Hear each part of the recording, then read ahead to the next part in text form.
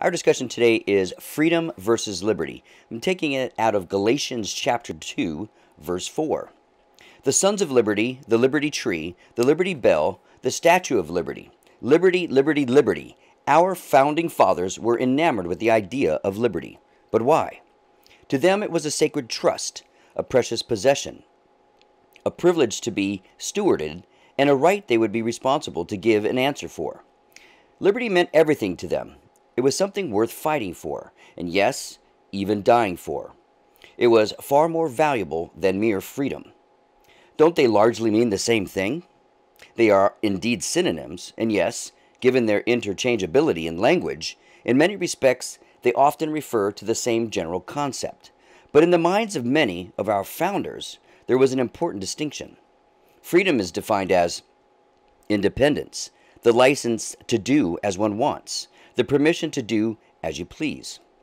It means you have the right to do something, a clear measure of granted authority or autonomy for self-determination or self-government, but it has one potential deficiency.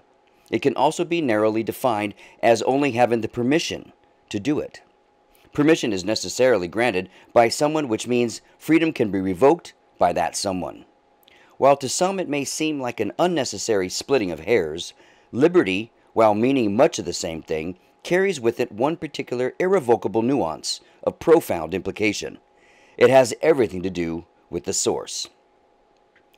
Thomas Jefferson described liberty in the Declaration of Independence when he wrote that all men are endowed by their Creator with certain inalienable rights. Liberty, second only to life, is a right endowed by the Creator.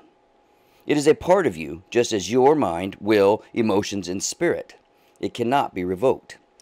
Liberty provides for the protection of an individual's rights, especially because with it we have been endowed by our Creator with the capacity for self-government. Freedom is something that a government grants. Liberty is something we own that a government cannot take away. In comparison to liberty, freedom is somewhat feeble. A certain freedom can be revoked and my rights violated or rescinded, but liberty cannot be rightfully violated by anyone except the Creator or the individual who owns the liberty. If an individual encroaches on others, he makes an explicit decision to violate the laws of civilization. This individual choice provides authorities power to step in and protect other people's liberty. Under the system of liberty, this is the only case in which an individual's rights can be violated, at the individual's own choice. Under freedom, others can negate an individual's rights anytime they can acquire enough political power to do so.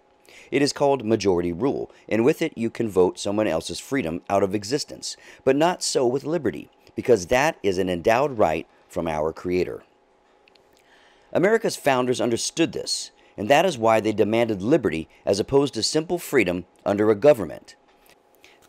This is also why our founding fathers were at pains to establish a republican government as opposed to a democracy. John Adams said, "Remember, democracy never lasts long. It soon wastes, exhausts, and murders itself. There never was a democracy yet that did not commit suicide." Contrary to what most people assume, America is not a democracy, but rather a constitutional republic. In a democracy, the people are the ultimate authority, and they exercise their law-making power by majority rule. A republic is a representative form of government where authority rests upon the officials who have been elected by the people. But what makes the American Republic unique in all the world is that the sovereign authority is not the elected representatives, but rather the Constitution to which they are subject. It operates by the consent of the governed in conjunction with the rule of law. As John Adams described, America is a government of laws, not of men, where much of its body of law is based on the Bible. With freedom, individual rights are subject to interpretation by the person granting permission. In a democracy, your individual rights and freedom are granted to you by the government and are subject to interpretation by rule of the majority. Thus, they can also be taken away justly or unjustly by majority rule. Liberty is altogether different.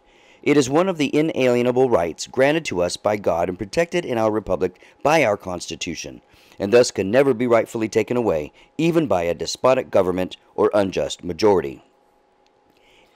It gives new meaning to Patrick Henry's famous cry in seeking to convince the Virginia House of Burgesses to pass a resolution authorizing the release of the Virginia troops to the Revolutionary War. Give me liberty or give me death.